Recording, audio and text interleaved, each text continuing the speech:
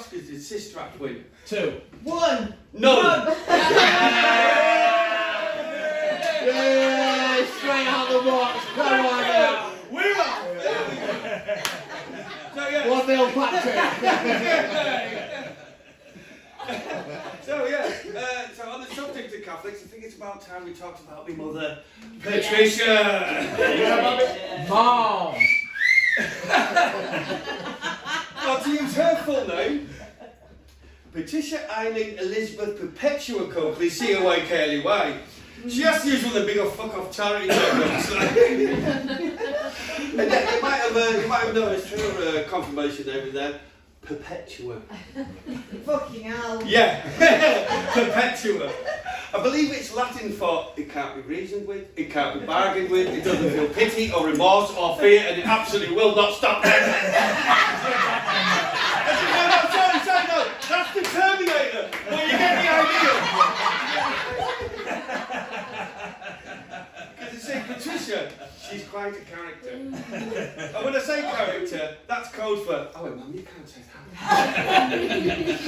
But she has been reading the Daily Mail for 40 years, so she thinks she can. But it's not just what she says, it's the way she talks, right? Honestly. Because somehow she's got in her head that she's actually quite posh, which is so far from the truth. I remember saying to her once, Mum, why do you talk like that? She goes, oh, Patrick, my darling, what on earth are you talking about? I'm like, that's exactly what I'm talking about. You just sound so pretentious. And she goes, pretentious? What? Honestly, it's amazing, right? She's proper Irish. She's an actual tinker, right? Honestly. But it's amazing, that because she's from one of these smallest villages in Ireland. It's called Killer.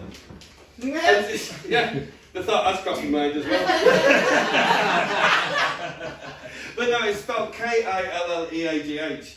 And it's amazing, right? It's literally, and I'm not joking, one street with 16 pubs down it and a graveyard at either end. Which I think is the perfect metaphor for Ireland. And obviously she likes to drink, you know, mainly red wine, which is also perfect because the village is in County Cork. That's to be true. But one thing I don't know about her is how old she is. I mean, I'm assuming she's fairly old because she pretty much talks in black and white, but he knows. But honestly, all I know is that I once overheard her telling someone that she was born after the war. So I sang, which one? The First World War? The Crimean War? But mysteriously, I've never actually seen a passport. And if you ask her when she was born, the best we'll get out of her is 11th of January. And once again, like Terminator, I want to go, 1 year! 1 year! Oh dear. Trying to believe it. I've got another 10 minutes out of this woman to sit down, honestly. And there was this other time. No, years back, right? I remember she used to mark my height on the door frame next to the oven in the kitchen. And years back, when I did have a girlfriend, she was there at the time. She went, "Oh, that's so cute. Your mum recording your height on the door frame all them years." I'm like, "That's not cute. That's not cute at all." She wasn't recording my height. She was merely counting down the years so I could cook for myself and reach you. And to be honest, I was more pleased than she was. I only learned how to cook out of self-defence. And I didn't want to see her go to prison for dishing up that muck night after night for child cruelty. Not that she wouldn't survive in jail, far from it, she'd fucking thrive. Honestly, she'd be running away by the end of the week, honestly. Yeah. She'd be like Noel Coward in the Italian Job, only slightly more pompous. And if you don't know who Noel Coward is, imagine the Acting Posh Hall of Fame. You've got Queen Elizabeth II, Noel Coward, and then me, man. Now, she might not be a queen, but she'd definitely run her wing. And you're not be the right wing because you still somehow get the Daily Mail delivered to a cell every morning. It's fucking right, mate. It's not. But it's true. Yeah. But no, I'll tell you what, it's a nightmare. It's trying to book her a flight. She refuses to get on the plane with a left wing. But no, I remember we went to Paris for a weekend once, obviously up Eurotunnel. And we went into town to go shopping. She was after a handbag. So we're in this taxi and we're flying down the side of the River Seine into the centre of Paris. And suddenly, taxi driver like slams all on and won't go any further.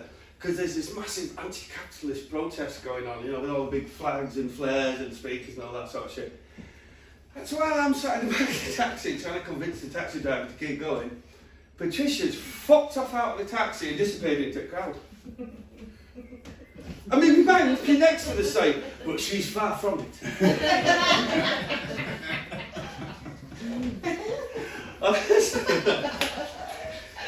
Because what started out as a fairly peaceful protest soon descended into one of the worst riots Paris has ever seen.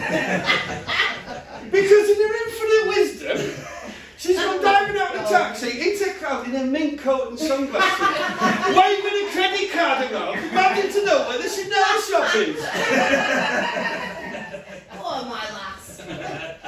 And now she's wanted by Interpol for being the main instigator of the ensuing riot. And obviously she's oblivious to all this. So eventually... No, the fucking protesters mistook her for an anti-capitalist agitator in fancy dress, you know. Trying to give it all that. And obviously she's oblivious to all this. And eventually she finds the Chanel shop. But it's shocked to see the shutters coming down. And it's like half 2 on a Saturday afternoon and she's thinking, wow, the shutter's coming down. So she's waving a credit card. And then she sees this look of absolute terror on her face. And so my mum turns on. And sees that the angry mob have followed her all the way to the Chanel shop, fully intent on smashing it up. And apparently, the last thing my mum was heard saying was, "What's French for getting me a white handbag?"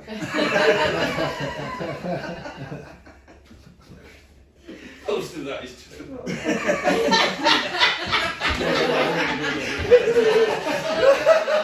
Fully believe it. But yeah, like me, she was an Irish Catholic, but like me, she didn't believe a word of it either.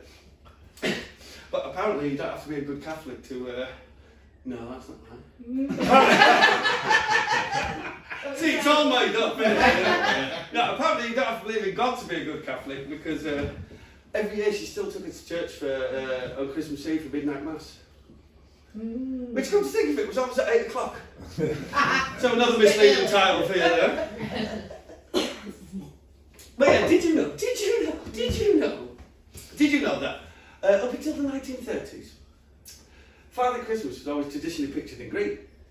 But when the Coca-Cola Corporation realised they weren't selling enough cans during the winter months, produced this wildly expensive, but vastly expensive but wildly successful marketing campaign that pictured Father Christmas in what we know now, the world over, to be the traditional red costume.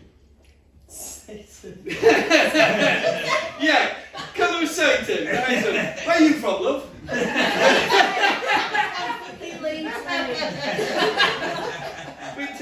Anyway, so this blew my mind, right? This absolutely blew my mind.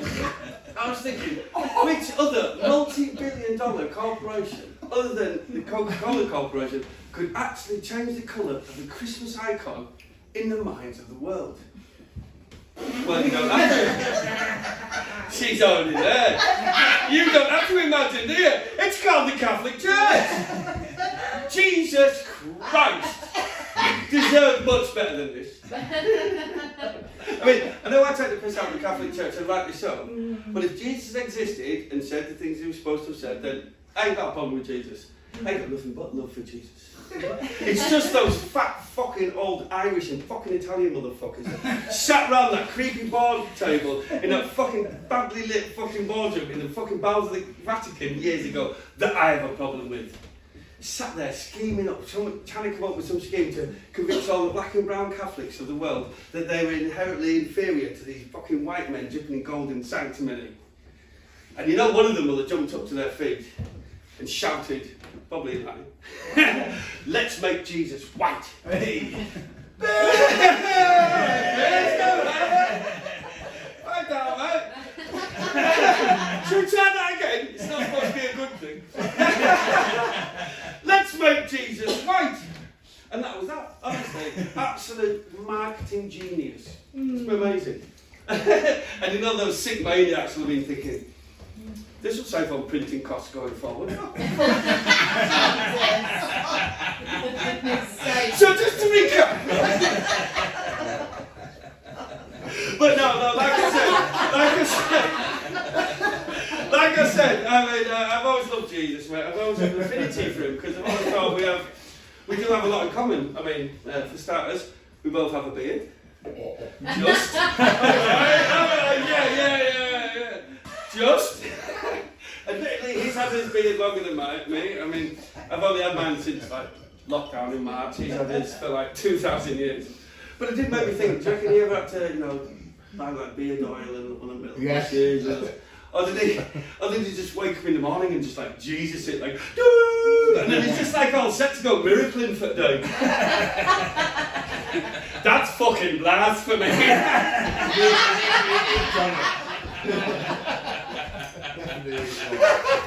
But no, fucking good word that, innit? Miracling. It's the present participle of miracle. And no, I didn't have to look it up. And the second thing I've got in common with Jesus is that my dad was also a carpenter. But actually, it was actually a joiner. And to be fair, it wasn't on Galilee.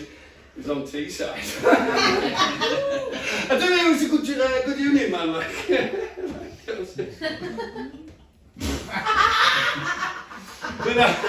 But the last thing I've got in common with Jesus, and I know it might not sound that impressive, but both our surnames begin with the letter C.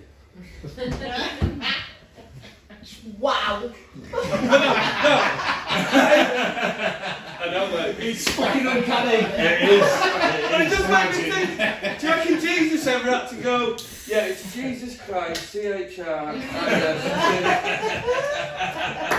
Now, technically, that is blasphemy. Although it would have been if he didn't laugh, because if he didn't laugh, then he would have taken his name in vain. So just to recap, fuck the Catholic Church and fuck the Coca-Cola. You know what I mean? At least Jesus was said to turn water into wine. These fuckers just turn it into poison. But no, I just think in this bit of full disclosure, I should admit I do like a can of Coke from time to time. I know, fucking Judas. Don't start on me.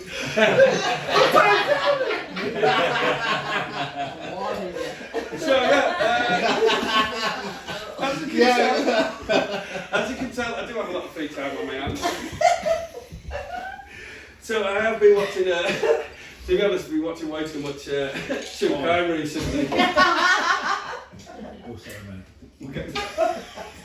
I've been watching way too much true crime recently, and yeah. To be honest, I've been watching that many American true crime documentaries. I'm actually too scared to go back to America. I mean, I've only been once before when Dominic worked there, but now I'm just way too scared to go back there. We actually had a good time, to be fair, we had a good time, but now way too scared, right? And it's not because of guns, and it's not because of Trump supporters. It's like, what scares me in America is the one thing that terrifies me in America is dumpsters. I've already booked him in for an interview. Honestly, dumpsters, right? Honestly, has anyone ever been murdered in America and the body has not been found in the dumpster?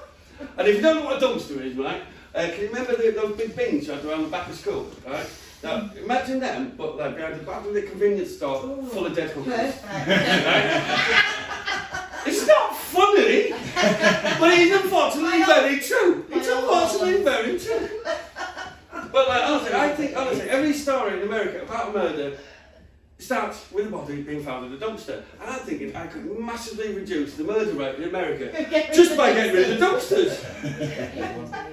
But where would you put the trash? Good question, Bassett. Good question. Where would you put the trash? And to be honest, I've always preferred American trash because over here it's rubbish.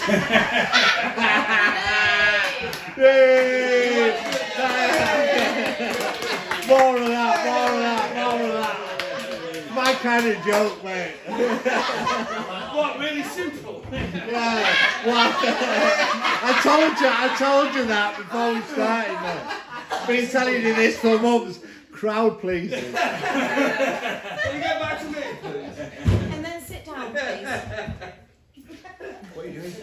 So yeah, I think the nearest British equivalent would be the man walking his dog that finds the body. Like every murder in the UK in the last 30 years has started with a man walking his dog that finds the body. And it got me thinking, what if it's the same man every time? Because we don't know. Because they never ask his name. And they never print his name. But what if it turns out it's the same dog walker every single time? And they haven't joined the dots. And then it turns out, for the last 30 years, he's been committing and reporting every murder for the last 30 years in the UK. And I know you're thinking it's a bit fat-fest, isn't it? Dogs don't live for 30 years.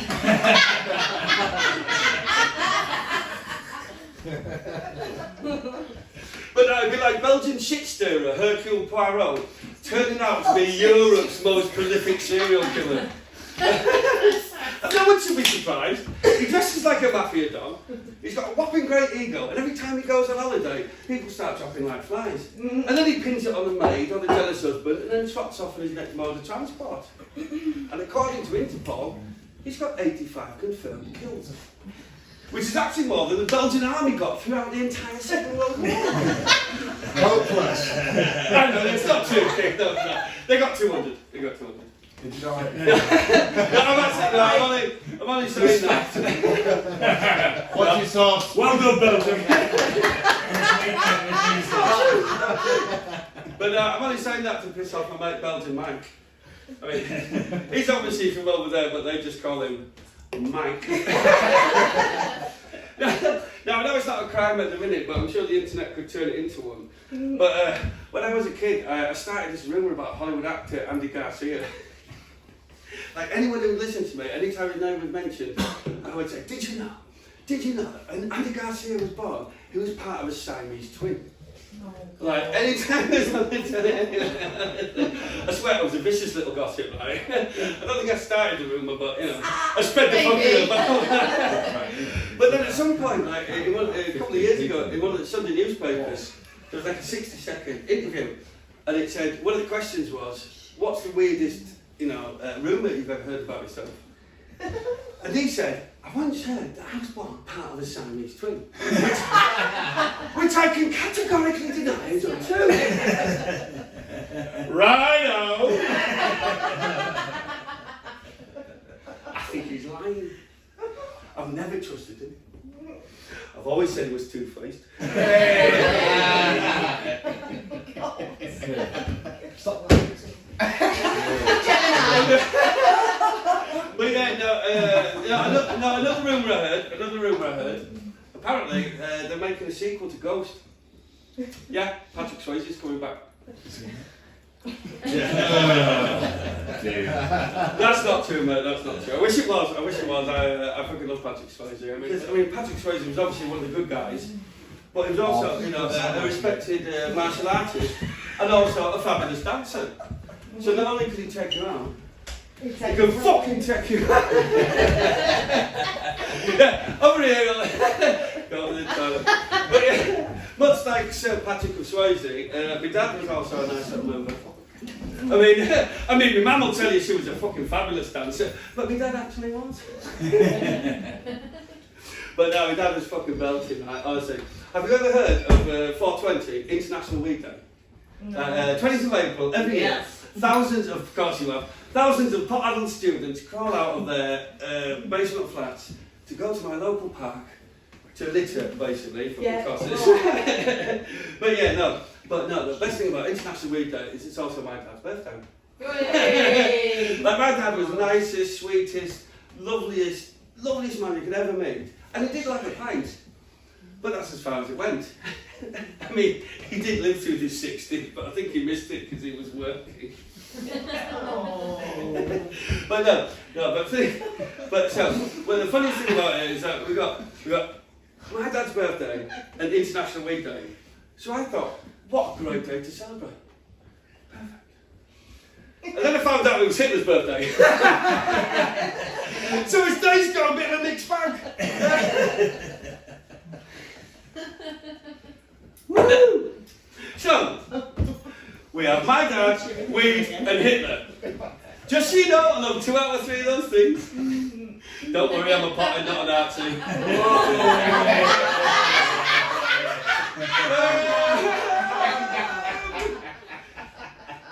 Just to be clear, I love my dad, I love weed, and Hitler can go fuck himself, fucking virgin, fucking up a perfectly good day. Apart from other horrific crimes, obviously. Put your hands down.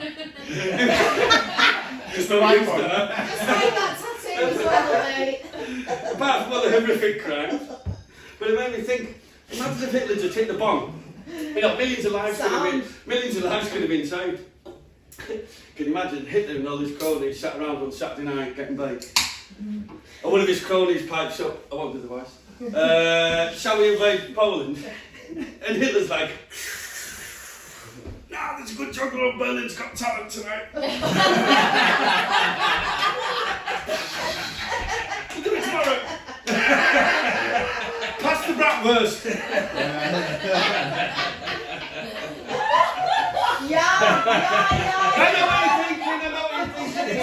I know what you're thinking. It's a bit far-fetched. Hitler's vegetarian. But no, I actually remember the last time I had a bomb. This is an unbelievable story.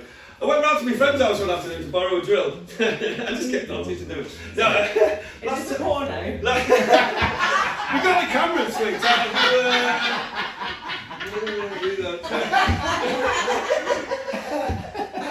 I remember last time I had a bomb. I popped round to my mate's house one Saturday afternoon to borrow a drill. It's not believable, is it? And he sat there in the kitchen and he said, "Do you want a bomb?" And I said to him, "Do I want a bomb? What, am I 17? Yeah, I'll have a bomb. Fill it up. No, fill it up. Go on." So I hit this bomb. And he had the radio on in the kitchen. I think it was Kiss FM. And it was Bootylicious by Destiny's Child. Oh, Or as they're now known, Beyonce. So, and I fucking love this tune. I was having it fucking. But I always thought the lyrics said, "I don't think I'm ready for this jam yet." Like this tune is so banging you can't even handle it. But my mate pointed out, I was like, I know. that's not what it said. He said, "I don't think you're ready for this jelly." So I thought, jelly? 1, it's not sexy. 2, it's not cool. And 3, if you're not ready to eat jelly, what? I mean, it's easy to eat than soup. It's not even hot. And if you're not ready to eat jelly, you're certainly not going to be ready for the Temple of Doom clause. You either eat the jelly or it's tilt monkey brains for everybody. I thought, the jelly. And then I thought, in America, don't they say jam, not jelly? And then I thought, maybe there's a UK version where she says jam, not jelly. And then I thought, fuck me, I'm stoned. Hitler's fault. Right down you. Put it on the list. But yeah, so, talking to the radio, when I used to live with the lads, we used to have the radio on in the kitchen all the time. And it used to be Radio 1. And then I realised I wasn't kid anymore, so I started listening to Radio 2. And then I realised I wasn't an arsehole, so I started listening to Classic FM. So I realised I was in fact a complete arsehole. But yeah, like I never listened to classic music before, but my dad used to have it on in the car, but I never really had any like interest in it. But after listening to it for a while, you know, I started getting into it, and you know, it's nice and relaxing, it's good, you know, background music and that. And I started listening to it that much, so I started picking up the odd tune and the name of the odd composer. And eventually, Basher, I could not only like recognise the tune, but name the composer. Honestly, it was the exact same level of smugness as when you get one right on like University Challenge. Honestly, it's like, you've never done that one. You've never done this. My record's sick. But yeah, so like I started getting into the composer stuff, so I started like looking into them. I really got into it. Started looking up like some of the main big composers like Wolfgang Amadeus Mozart, Ludwig van Beethoven, and obviously Johann Sebastian Bach. But like while I was looking into all these guys, while looking into all these guys, I found out that in the 80s there was this script floating around Hollywood. About this kid who was travelling through time, kidnapping like all the world's greatest composers to bring them together to produce a piece of music that would unlock the mysteries of the universe. Now, obviously, that sounds a lot like the plot to Bill and Ted's Excellent Adventure, which is one of the reasons why it ultimately never got made. But the main reason it never got made is because at some point Steven Spielberg signed on to direct. And at that point, it became the biggest property in Hollywood. It was like a surefire smash hit. And every single actor in Hollywood wanted a piece of it. Honestly, it was an absolute disaster. Like every agent's phone in Hollywood was blowing up. Setting up like arguing over who was going to play who, and who was going to pay what, and who was going to get the best billing. So much so that in an unprecedented move, Steven Spielberg organised a sit-down table read of the script without any, like a rehearsal, like a first rehearsal of a script, before any contracts had been signed or any parts given out. Honestly, it was an unmitigated disaster. Honestly, there was so many egos in this room, you could have probably seen it from space. Even Steven Spielberg, the most powerful man in Hollywood, could not control these fucking actors. So it's like, yeah, in one corner, you had Al Pacino and Robert De Niro arguing over who's going to play Mozart. In another corner, you had fucking Warren Beatty and Jack Nicholson arguing over who was going to play Beethoven. And finally, a young Arnold Schwarzenegger stormed out of the room saying, "I'll be back."